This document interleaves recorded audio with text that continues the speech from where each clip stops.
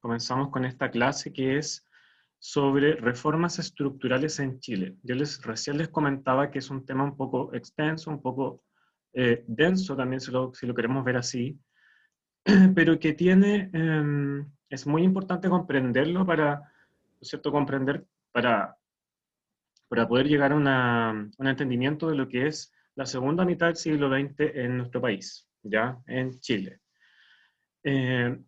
Entonces, vamos a iniciar la clase.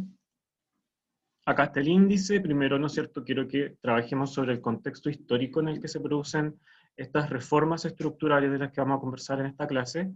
En segundo lugar, vamos a estudiar esas reformas. Y en tercer lugar, vamos a profundizar sobre lo que es la reforma agraria, ya que es una de las reformas estructurales, pero que requiere como un poco más de atención, ¿ya?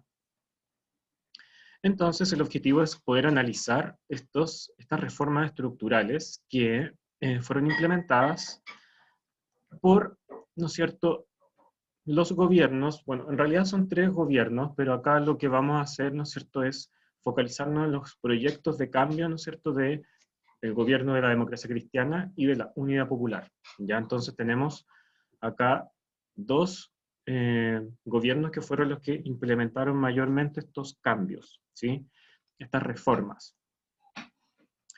Bien, entonces, yo acá les traje un pequeño video.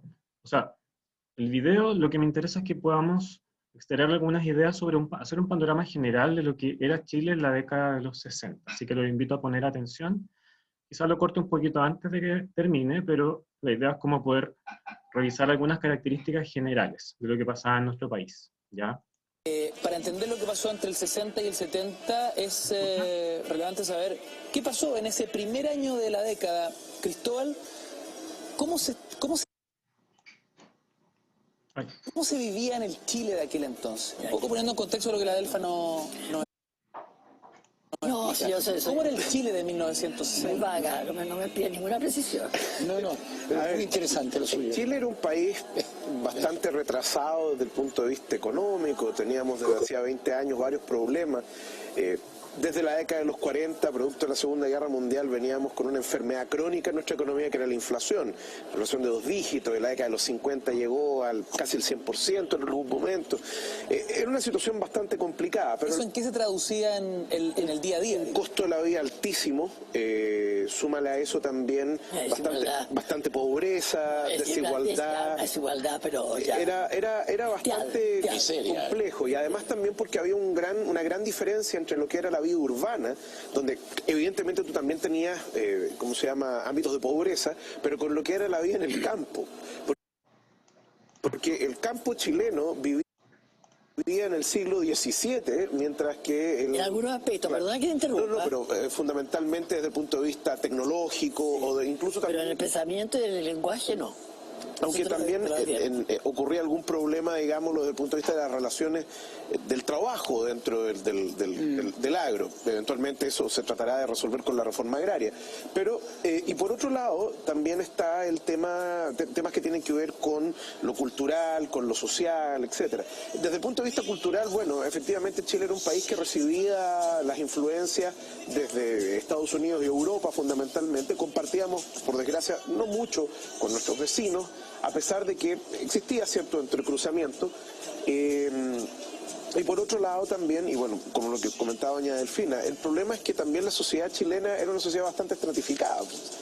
Tú tienes un grupo dirigente, llamémoslo así, una oligarquía en definitiva. No dueños. Claro, que eran dueños del país, digámoslo, desde el punto de vista de las industrias, así como también de la tierra. Tienes una clase media que surge fundamentalmente a finales del siglo XIX, principios del XX, que se ha educado al amparo del Estado y que ha surgido bastante bien, pero que trata de alguna manera equipararse a la oligarquía. Y por otro lado tienes un grupo bajo, un trato bajos, digámoslo, que por desgracia vivían todavía muy postergados. Entonces, esa es más o menos una fotografía del país. Tecnológicamente, y con estos términos, somos un país también ahí como que tratando de modernizarnos, fundamentalmente porque hay toda una idea de políticas más que política, de industrializar al país desde adentro, con resultados bastante dispares, pero hemos logrado de alguna manera montar alguna industria que produce bienes de consumo, fundamentalmente televisores, automóviles, etcétera, pero por desgracia no hemos dado el paso que es el que se esperaba de crear bienes de capital, es decir, bienes que te permiten crear aún más bienes, digámoslo, más dinero, etcétera. En ese contexto... Ya chicos, ¿vieron todo el video? ¿Pudieron captar más o menos un panorama general de lo que era Chile en la década de los 60? ¿Algún comentario al respecto? Lo que vemos acá, ¿no es cierto? Me interesa, ¿no es cierto?, que podamos sacar algunas ideas de cómo era Chile desde el punto de vista económico y social.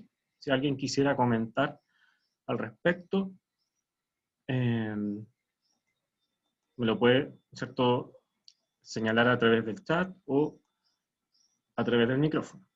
Leonardo dice que había mucha inflación, era muy costoso vivir. Eso es muy cierto, ¿no es cierto? Según lo que nos dice el historiador, en esta época había una alta inflación y eso afectaba ¿no es cierto?, aumentaba el costo de la vida y hacía muy difícil poder consumir productos básicos para la mayoría de la población. Andrés dice que económicamente estábamos un poco débiles, claro. Si se pusieron atención a la parte del final, el historiador lo que dice es que Chile tenía un proyecto de industrializar el país. Sin embargo, eso no se logró propiamente tal debido a que no se consiguió, ¿no es cierto?, producir bienes de capital, sino que solo bienes de consumo. ¿Ya? Ahí hay una pequeña diferencia. Bárbara dice que la vida era difícil para un gran porcentaje de la población. Muy bien, Bárbara. O sea, vemos en los años 60 que habían bastantes problemas sociales, ¿no es cierto? Había importantes diferencias sociales entre esta oligarquía de la que habla el historiador, ¿verdad?, y los sectores medios y los sectores bajos de la población. Entonces, hay acá un tema que es bastante, que va a ser como la causa, ¿no es cierto?, de estas reformas estructurales. Por eso yo les mostraba este video, porque acá vemos un poco lo dificultoso que era el panorama, ¿no es cierto?, de Chile en los años 60. En el campo también habían problemas, lo dice al comienzo del video, ¿no es cierto? Había una estructura tradicional y eso conlleva, ¿no es cierto?, o impulsa esta reforma agraria de la que vamos a conversar. ¿Ya? Bien, entonces, vamos como puntualizando el contexto histórico, pero ya más desde lo político, ¿no es cierto? ¿Qué pasaba en Chile entre 1958 y 1973? Lo que vemos, ¿no es cierto?, es que el país es gobernado por los tres sectores políticos, ¿no es cierto?, que se llaman tres tercios, que es la derecha, el centro y la izquierda. Entonces, estamos en una situación, en una época marcada por la Guerra Fría, nunca se olviden de ese detalle, en la cual el país va a, ¿cierto?, a transitar por distintos proyectos, ¿no es cierto?, de país que son impulsados por estos gobiernos que yo les destaco acá, ¿no es cierto?, en esta línea de tiempo,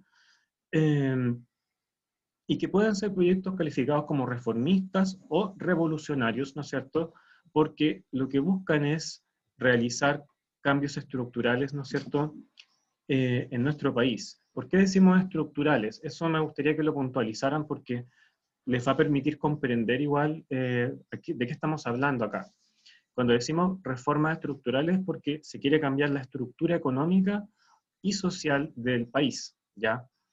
Es decir, como cambiar aspectos que venían desde mucho tiempo atrás y que respondían a una sociedad, a una economía tradicional, ¿ya? A una forma de ver, de organizar el país que era propia como del siglo pasado, del siglo XIX, y que ahora se buscaba reformar para, ¿no es cierto?, superar estos problemas que veíamos recién, este tema de la desigualdad, de la pobreza y los problemas económicos que se venían arrastrando, ¿ya?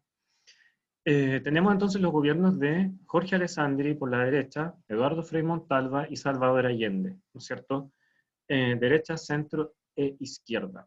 ¿Qué ideas defendía cada sector? Es la pregunta que yo les puse abajito. No sé si más o menos como poder hacer una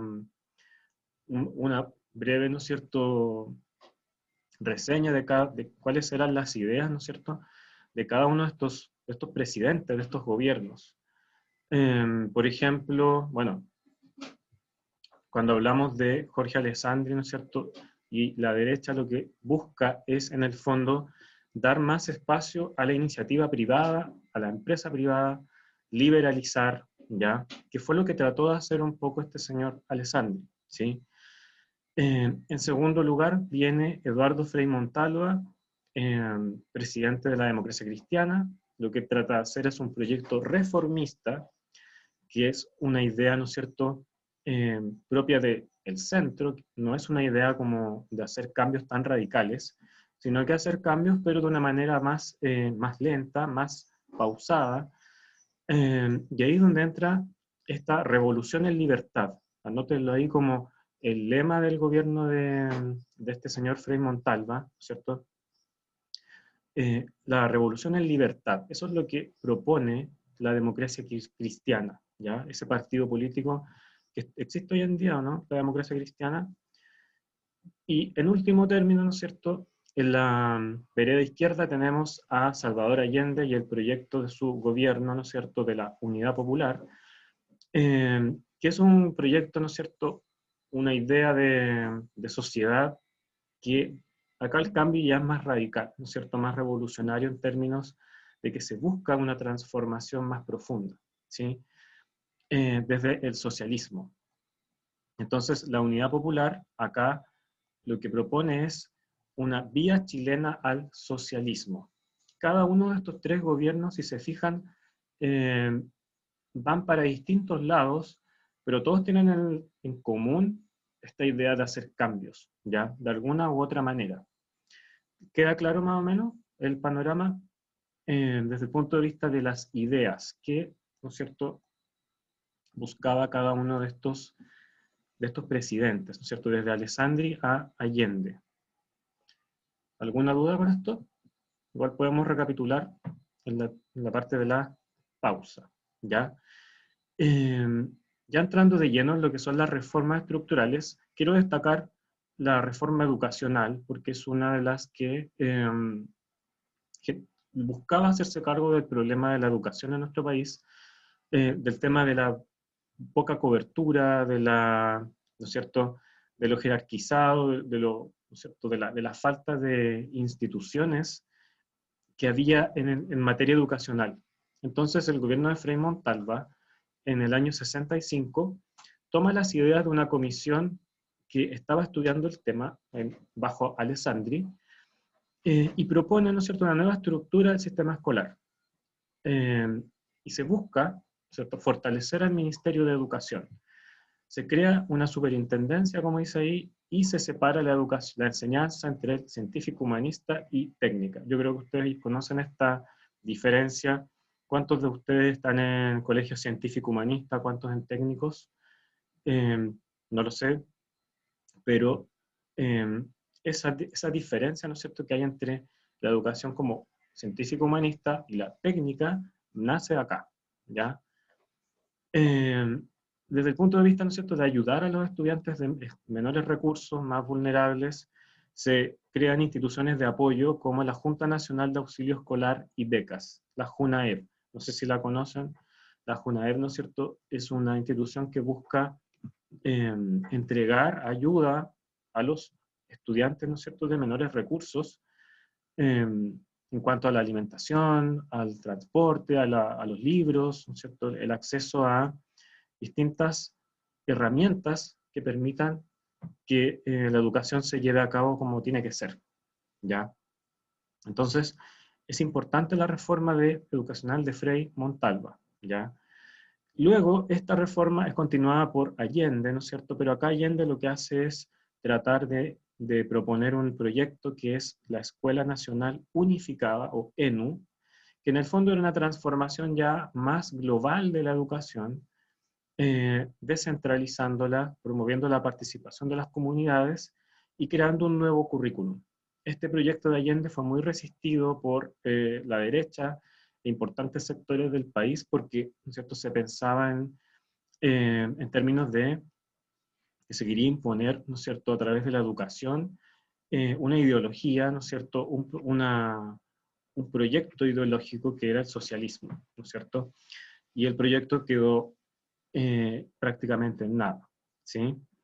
Pregunta para ustedes, ¿cuántas de estas cositas que estamos viendo acá existen hasta hoy? Algo les soplé, ¿no es cierto? Pero ¿qué cosas de estas reformas, ¿no es cierto? Ahí les destaco el tema de la educación científica, humanista y técnica. Está el tema de la JUNAED. ¿Existe la JUNAED? ¿Sí o no? Claro. Andrés, Leonardo dicen el tema de las becas. Muy bien, la JUNAED. Todas esas son instituciones, organismos que nacieron con esta reforma y que existen hasta el día de hoy. ¿Ya? Esas instituciones, en el fondo, lo que buscaban era dar apoyo, ¿no es cierto? La superintendencia también existe hasta la actualidad, ¿ya? Y bueno, el Ministerio de Educación que también está, ¿no es cierto?, hasta el día de hoy, bueno, y está defendiendo el retorno a clases, ¿no es cierto?, a las clases presenciales, hoy. Así que hay bastantes aportes de esta reforma educacional, ¿ya? Lo que se buscaba era ampliar la cobertura, que más estudiantes, ¿no es cierto?, llegaran a la universidad, a la educación superior, a la secundaria. En esta época muy pocos alumnos llegaban aún a la educación media, ¿ya? La segunda reforma estructural que vengo a destacar es, ¿no es cierto?, la nacionalización del cobre, y que se desarrolló esta principalmente bajo los gobiernos de estos señores, ¿no es cierto?, Frei y Allende, ¿ya? Voy a, bueno, destacar eso, ¿no es cierto?, ese punto cuando digo DC es democracia cristiana y la UP es unidad popular. Entonces, ¿qué pasaba? El cobre, ¿no es cierto?, siendo un recurso tan importante como lo es hoy día para nuestro país, en los años 60, 50 y mucho antes, estaba en manos, ¿no es cierto?, lo que se llama la gran minería del cobre, esto de acá, estaba principalmente en manos de capitales extranjeros. O sea, estaba en manos de los, básicamente, norteamericanos, que se habían dedicado a, ¿cómo se llama?, a explotar el cobre, invirtieron en tecnología, habían varias empresas de gran importancia que extraían el cobre, y el Estado chileno se enriquecía, ¿no es cierto?, de esta industria, pero por la vía de los impuestos. Entonces, ya en los años 50, por ahí, empezó como una discusión en torno a de que el cobre, por ser un recurso estratégico para nuestro país, debía ser nacionalizado o debía, ¿no es cierto?, pasar a manos del Estado y ya no estar en manos de estos capitales extranjeros, ¿ya? Entonces, el gobierno de Frei Montalva inicia esta idea a través, ¿no es cierto?, de la compra del 51% de las acciones de estas empresas, de la gran minería del cobre, las que estaban principalmente en el Norte Grande, pero también, por ejemplo, en la región de O'Higgins, ¿ya? Y esas empresas, ¿no es cierto?, eran de capitales norteamericanos, pero ahora el Estado chileno va a tener participación directa en estas empresas, ¿ya?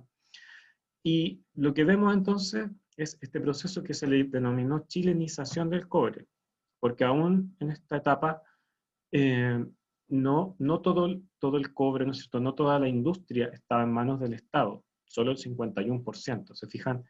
Entonces por eso hablamos de chilenización. En el gobierno de Allende es cuando ocurre lo que se llama, ¿no es cierto?, ya propiamente tal, la nacionalización del cobre, y que lo que, ¿no es cierto?, lo que establece esta nacionalización es el traspaso completo de la producción cuprífera, la producción del cobre, a manos del Estado.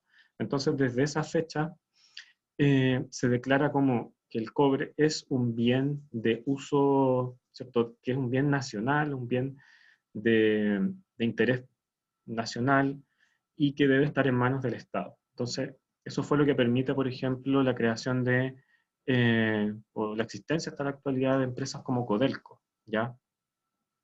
Otros recursos estratégicos como el salitre y carbón también fueron estatizados, también pasaron a manos del Estado.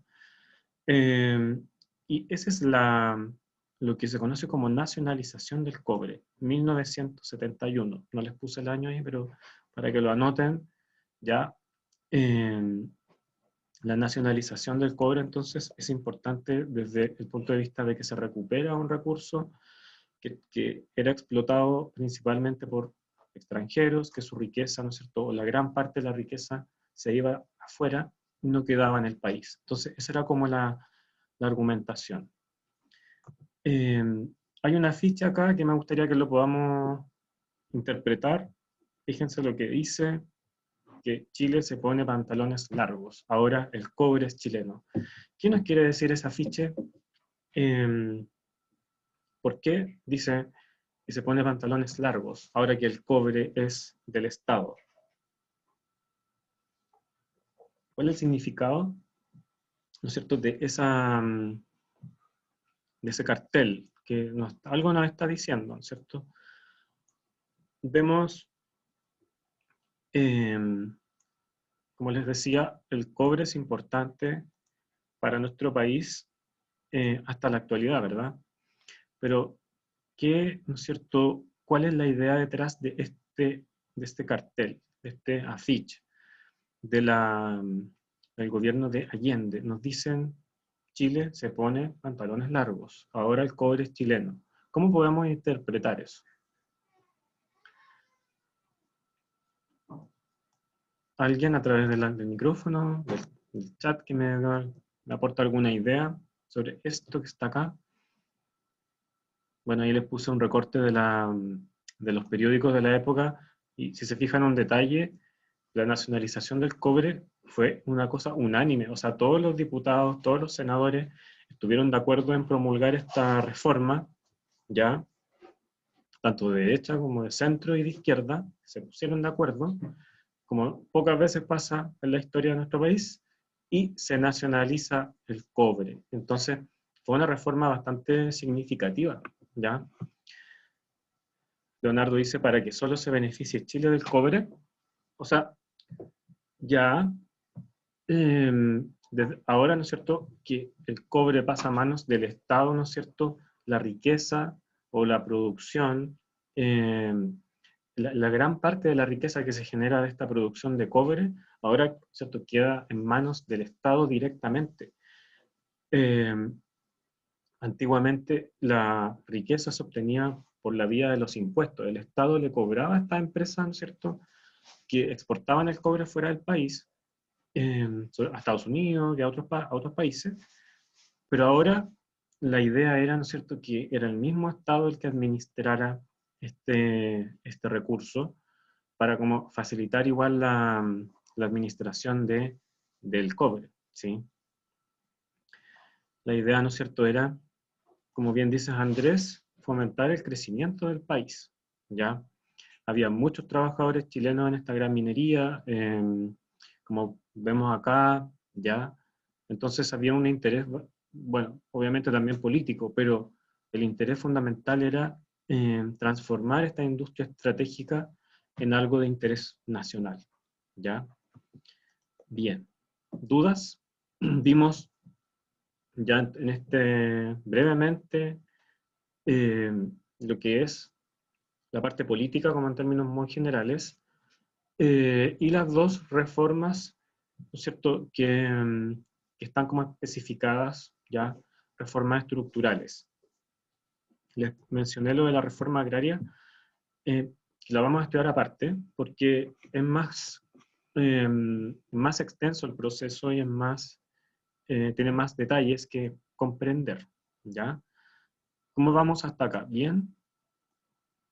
Vimos entonces estos tres gobiernos, ¿no es cierto?, de derecha, de centro y de izquierda, que cada uno ¿no es cierto?, desde su punto de vista, sus ideas, tratan ¿no es cierto?, de transformar la economía de nuestro país, las estructuras económicas y sociales del país, ¿ya?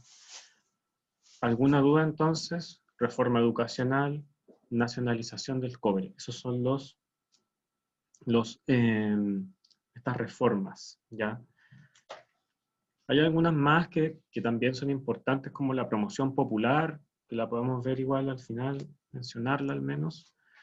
Pero en general estas dos destacan como importantes, ¿ya?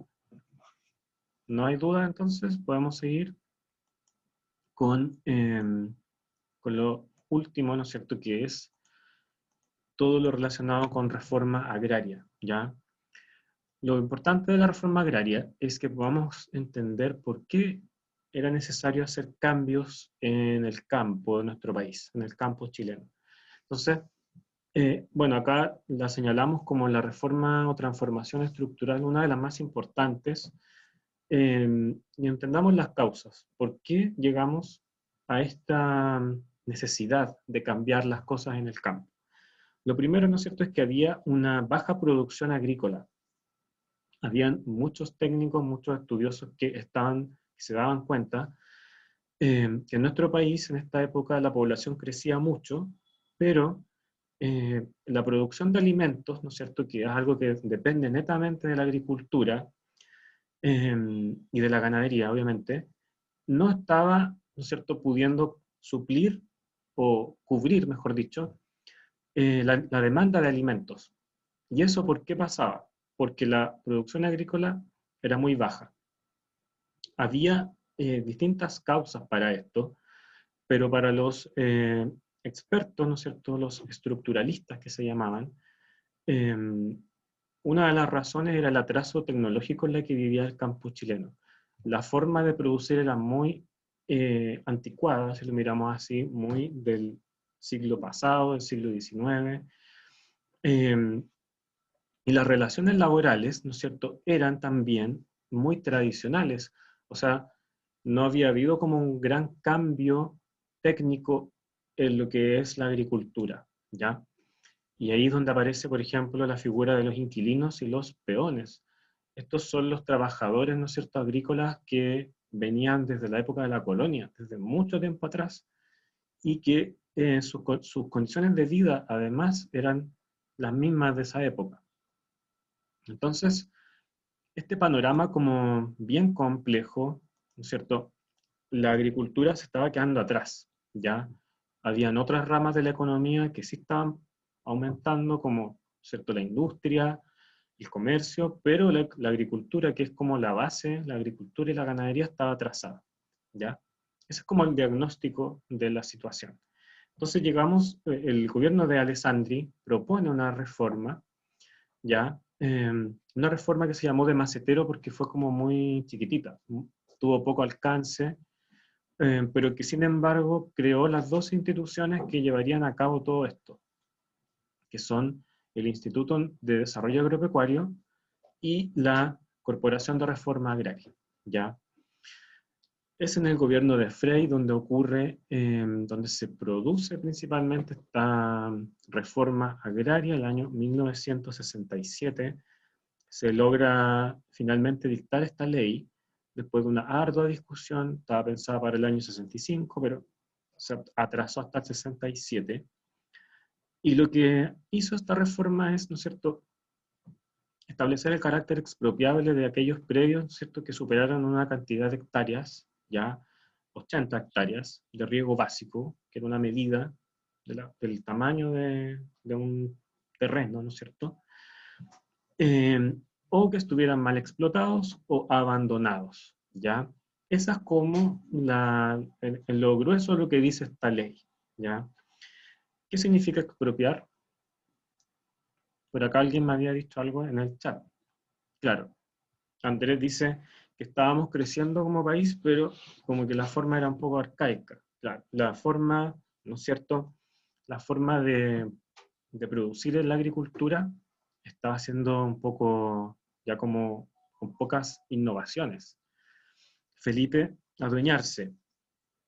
Acá, claro, la palabra exacta, ¿no es cierto?, cuando decimos expropiación es cuando el Estado, en el fondo, compra, ¿ya?, una propiedad de un particular y se la queda para después, por ejemplo, entregársela a otra persona.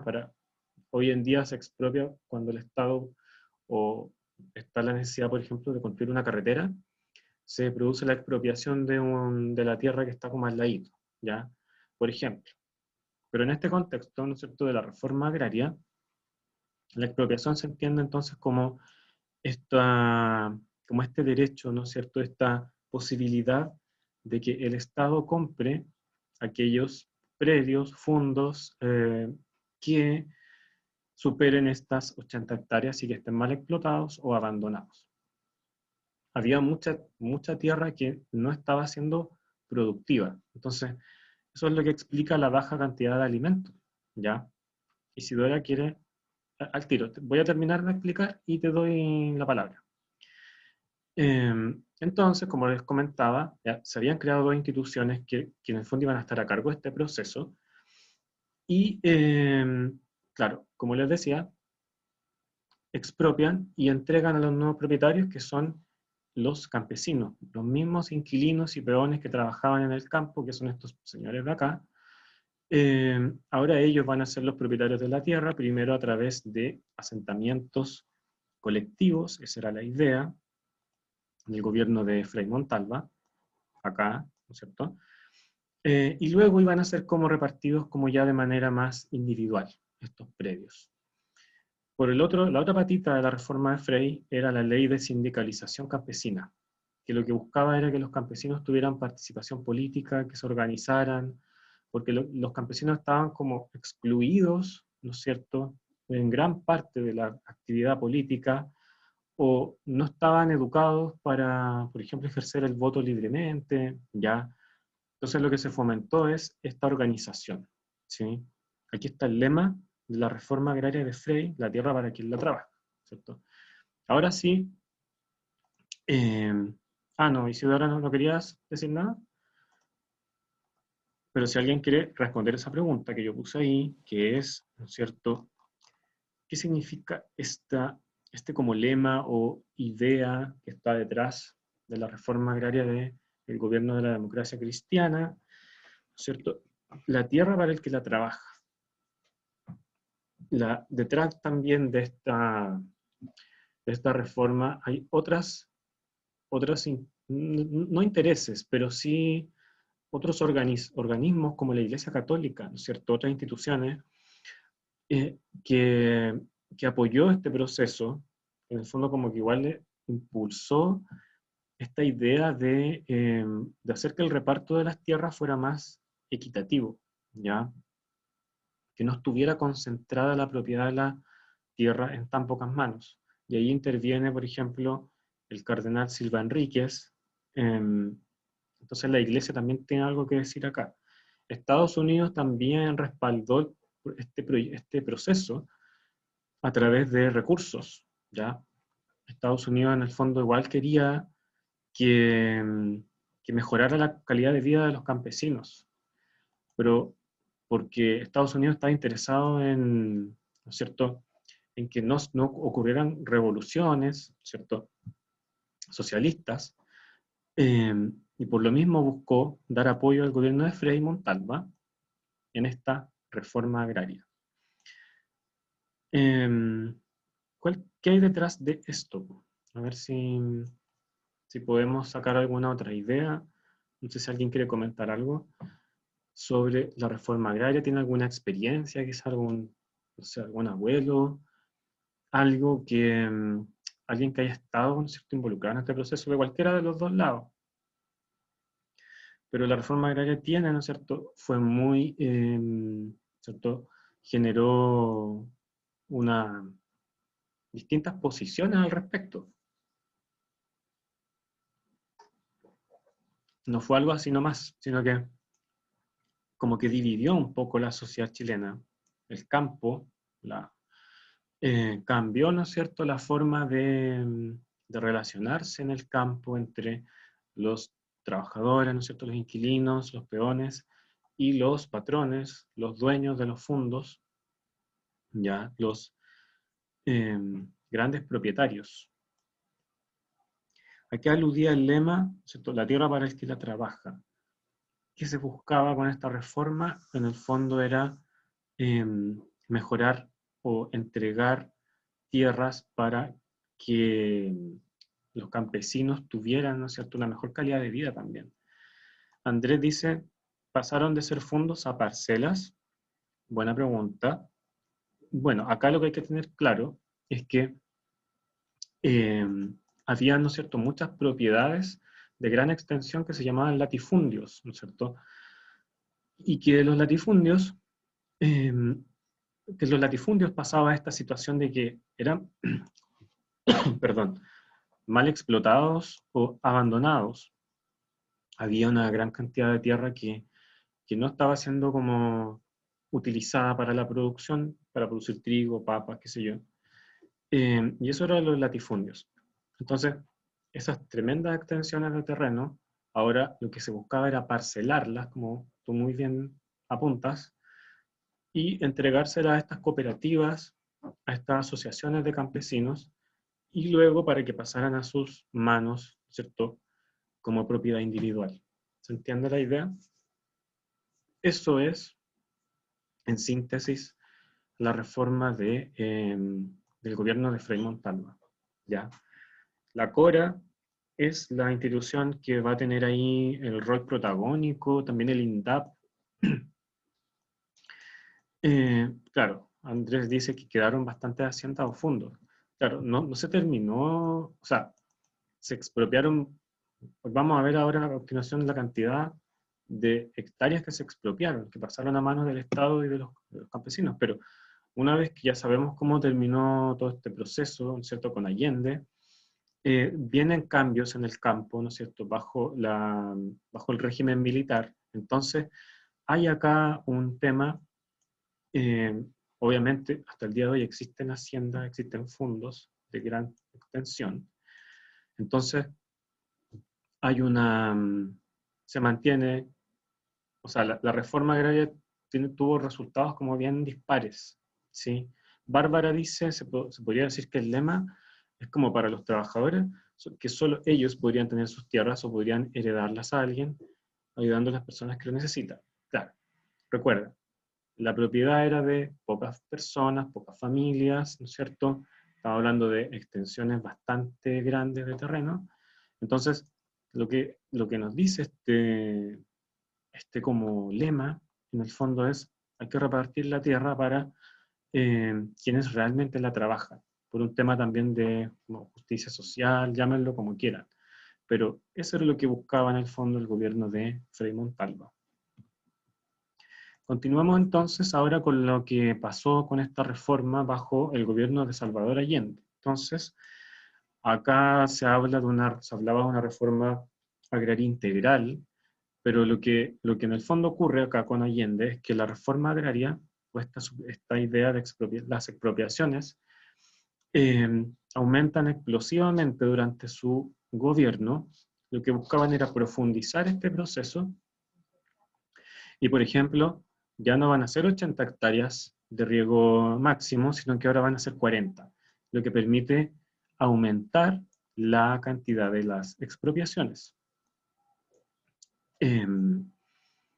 Eso es, ¿no es cierto?, en gran parte lo que ocurre con el gobierno de la Unidad Popular, ¿ya?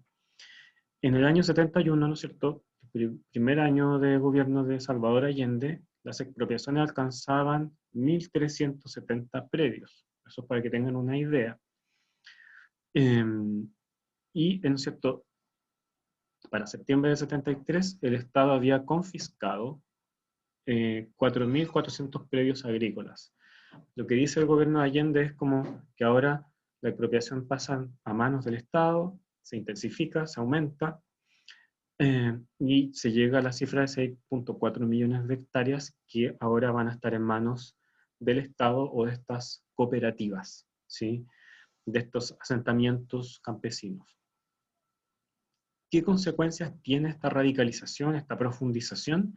Que aumenta la violencia en el campo. Les decía recién que se produce como una división, una tensión social y política también por este tema, porque los latifundistas se resisten, los hacendados van a oponer resistencia a esta expropiación, pues no quieren que sus tierras se vean disminuidas, no quieren, ¿no es cierto?, el reparto de la tierra, de lo que consideran que es fruto de su trabajo, que es de ellos. Y por el otro lado, los campesinos, ¿no es cierto?, se produce una movilización política de los campesinos que ya van a iniciar como acciones más directas sobre los fondos, y ahí donde aparecen las famosas tomas, o esta irrupción de personas en un fondo y se lo apropian, se lo adueñan, ya, para en el fondo presionar este reparto de la tierra, ¿ya? Ahí, ¿no es cierto?, es importante el rol de los sindicatos, como aparecen aquí. Esto era un sindicato campesino, ¿sí? Y fíjense qué ocurre con los sindicatos en todo este periodo, del 64 al 70. ¿Aumentan? Muy bien. ¿Quién fue ese? Andrés. Andrés, muy bien. Aumentan la cantidad de sindicatos y el número de afiliados. ¿Por qué destaco esta información? Porque, como les decía al comienzo, los campesinos en el fondo, la mayoría no tenían educación, muchos no sabían leer ni escribir, entonces era muy difícil incorporarlos como a la política, o que tuvieran una opinión que estuviera como, que fuera independiente de lo que les dijera el patrón. Entonces, esa idea como de mejorar las condiciones de vida de los campesinos está también detrás de esta reforma, ¿ya? Y por lo tanto, los sindicatos van a ser ahí importantes desde esa perspectiva, ¿ya? De cómo en el fondo el campesino ya no es solamente un trabajador, sino que también es un sujeto político, que participa, ¿cierto?, que se integra, que defiende como sus intereses, quiere una mejor calidad de vida, ¿se fijan? ¿Qué otras consecuencias tuvo la reforma agraria? Por ahí, bueno, ya respondí un poco lo que me preguntaba, ¿quién era? Era Andrés. Lo de... claro, de que qué ocurría después, ¿no es cierto?, con esta reforma. Una vez, ¿no es cierto?, que se termina el gobierno de Allende, después del golpe de Estado, viene un cambio acá, o se trata en el fondo de devolver las tierras expropiadas a sus antiguos dueños, en muchos casos, y luego en los 80 viene todo un cambio en el campo, que viene todo un proceso como de mecanización, aparece la agroindustria, se forma como que de nuevo vemos cómo se comienza a concentrar la propiedad, ¿ya? Y un poco lo que persiste hasta hoy día, ¿ya? Quiero que veamos una pregunta que extraje de la prueba de transición, porque este contenido aparece en la prueba, hay varias preguntas sobre esto, entonces como que es importante igual que les quede clarito como su importancia. Ya aquí nos dicen que el proceso de reforma agraria chilena se desarrolla en 3 etapas que corresponden a los gobiernos de Alessandri, Frei y Allende. ¿Cuál de los siguientes factores estuvo presente en todo este proceso? Entonces, vean, ¿no es cierto?, lo que nos dicen las opciones. Por ejemplo, lo de las tomas, lo que nos dicen acá. ¿Con qué gobierno lo asociamos? Las tomas masivas de predios. Por los inquilinos. ¿En qué gobierno ocurren las tomas? Recién lo estábamos revisando, ¿no es cierto? La organización de instituciones fiscales que realizaran la redistribución. ¿Cuáles son estas instituciones fiscales? El INDAP y la CORA. Entonces, quiero ver acá si puedo anotar. No puedo. Quiero escribir, pero no sé cómo hacerlo. Ya, filo. Bárbara dice la C. Vamos a ver. Lo que nos dice la C es que Estados Unidos apoya el apoyo de Estados Unidos en el desarrollo de la reforma. Sin embargo, Estados Unidos apoya la reforma, pero solo bajo el gobierno de este señor Frei, acá. Y con Alessandri también. Pero Con Allende, Estados Unidos deja de prestar apoyo a la reforma agraria, porque obviamente con Allende habían otras diferencias ya más profundas, ideológicas. Allende, ¿no es cierto?, propone algo totalmente distinto a lo que buscaba Estados Unidos. Entonces, el apoyo a Estados Unidos va a ser solamente durante esta primera etapa, ya, de acá. Ojo con ese detalle, Bárbara. La D nos dice la presión ejercida por los sindicatos. En el gobierno de Alessandri habían sindicatos campesinos, pero ahí tenemos también que clarificar eso. La proletarización del campesinado. Podría ser esa como la más que nos haga dudar igual. Ahí lo... Sí, Bárbara, ahí te activa el micrófono, parece. Te escucho. Lo que pasa es que yo estoy entre la A y la C, pero me voy más por la A. Las tomas masivas. Exacto, porque hemos estado hablando de las tomas masivas ya en la clase anterior y en esta, entonces... Ah, verdad que en la clase, sí, si hablamos de las tomas, en lo que en las ciudades, ¿no es cierto? Sí. Pero acá, mira, quiero que que te fijes en el detalle, que recién acabamos de ver, ¿no es cierto?, en que las tomas ocurren masivamente, como dice ahí, solo durante el gobierno de Allende. Y la pregunta nos está diciendo cuál de los siguientes factores estuvo presente a lo largo de todo el proceso. O sea, desde Alessandri a Allende. Ahí es donde está como el detalle más fino de la pregunta. Entonces, habría que darle una vuelta a eso. ¿Qué más me dicen por acá? André dice, llegan a estar contra Allende, la A o la E. Ya aclaramos, descartemos la A entonces. Chao. La E, la proletarización del campesinado, no es una opción posible en esta pregunta. ¿Por qué? Una respuesta posible. Porque proletarizar significa que el campesino deja de ser campesino y se transforma en trabajador de una industria. Así que eso yo lo descartaría por esa razón. ¿Ya? ¿Se entiende? Proletarizar es transformar al campesino en un trabajador industrial, y eso no ocurre acá, ya en esta reforma agraria. Los sindicatos. ¿Cuándo se forman los sindicatos? Con la ley de Frey, ¿no es cierto? La ley del 67. Bueno, y con Allende aumentan mucho la cantidad de sindicatos campesinos. Entonces, pero con Alessandri eso no estaba. Entonces, descartamos la D también, ¿ya? La letra C, creo que por ahí fue Bárbara, sí, tú me habías preguntado, pero como te decía, el apoyo de Estados Unidos está presente solo durante los gobiernos de Alessandri y de Frey. Cuando llega Allende al poder, Estados Unidos dice, no, acá no apoyamos más esta reforma, Allende es nuestro enemigo, entonces no va más. Por lo tanto, también la descartamos. Así que nos quedamos, muy bien Isidora, como tú bien señalas, o puede ser, estabas en la duda, con la letra P, ¿ya?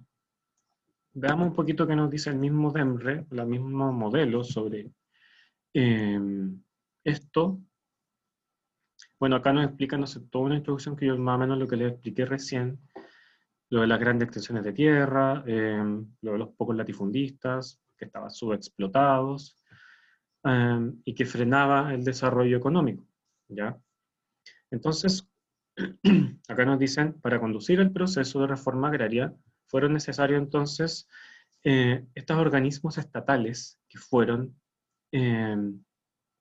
la CORA, que la mencionamos recién, Corporación de Reforma Agraria, CORA, y el INDAP. Existe el INDAP, creo que existe hasta el día de hoy el INDAP, el Instituto Nacional de Desarrollo Agropecuario. Fue creado en el 62 con la Ley de Reforma Agraria de Alessandri, como bien dice ahí, con el objetivo de promover el desarrollo de los pequeños productores agrícolas y campesinos para mejorar su capacidad productiva. Eso es, pues chicos. Entonces, la dificultad de la pregunta era como identificar, ¿no es cierto? Identificar cuáles, qué elementos eran como comunes a todo este proceso de reforma agraria, ¿ya? A lo largo de todo el proceso. Eso es lo que yo destacaría acá, ¿no es cierto? Como les digo, es una reforma que comprende harto tiempo, ¿no es cierto? Son 11 años. Entonces, en cada momento, en cada gobierno, tenía sus particularidades. Ya. ¿Cómo estamos con todo esto? Lo más denso puede haber sido lo de reforma agraria. Las otras dos reformas también son estructurales, también buscan cambiar cosas que venían de mucho tiempo atrás en nuestro país. Preguntas sobre reforma agraria. ¿Alguna? ¿Consecuencias? Bueno, esto da para largo. Se puede, ¿cómo se llama? Revisar aquí muchas fuentes, muchos testimonios también sobre la reforma agraria. Hay mucha, ¿cómo se llama? En el último tiempo hay bastante producción de cosas sobre la reforma agraria. De hecho, como el 2017 se cumplieron, creo que fueron 40 años, 50 años de esta reforma, hubo todo ahí un tema sobre, sobre la reforma agraria, ¿ya? Hablaron historiadores, protagonistas, los que estaban impulsando, los que estaban en contra, ¿ya? Así que, no sé si hay dudas sobre esta reforma. Acá yo ya para cerrar la clase, entonces tenemos esta tabla que en el fondo nos resume las grandes reformas de los gobiernos de Frei Montalva y de Allende. Hay una acá que me interesa destacar para que la anoten también ahí en sus apuntes, y que es la promoción popular, que no la alcanzamos a ver mucho en detalle, pero lo interesante de esta promoción popular es que buscaba incentivar la organización popular de los sectores de menores recursos, de los sectores más pobres del país, a través de cosas que también existen hasta el día de hoy, como son las juntas de vecinos o los centros de madre, entre otras muchas formas de organización. La promoción popular que inició este señor Frei, ya lo que propone es que sea el Estado el que organice, ¿no es cierto?, a la sociedad, ¿no es cierto?, a los sectores de menores recursos, para que ellos mismos también trabajen en la solución de sus problemas. Una junta de vecinos actúa, ¿no es cierto?, pendiente de los problemas de su barrio. Entonces, esa forma de organización aparece acá con Frei Montalva, ¿ya? ¿Dudas, consultas sobre lo que vimos hoy? El tema es bastante largo, da para más de una clase, pero los invito a profundizar esta época de las reformas estructurales, que, ¿cómo se llama? Por ahí a veces aparece, ¿no es cierto?, mencionado el tema ¿no es cierto?, de hacer cambios estructurales en el país. Lo proponía por ahí el gobierno de Bachelet, el último gobierno. Entonces, para que tengan una idea también de que esto, de querer hacer cambios como globales, no es algo tan novedoso, también. ¿Alguna pregunta, alguna consulta?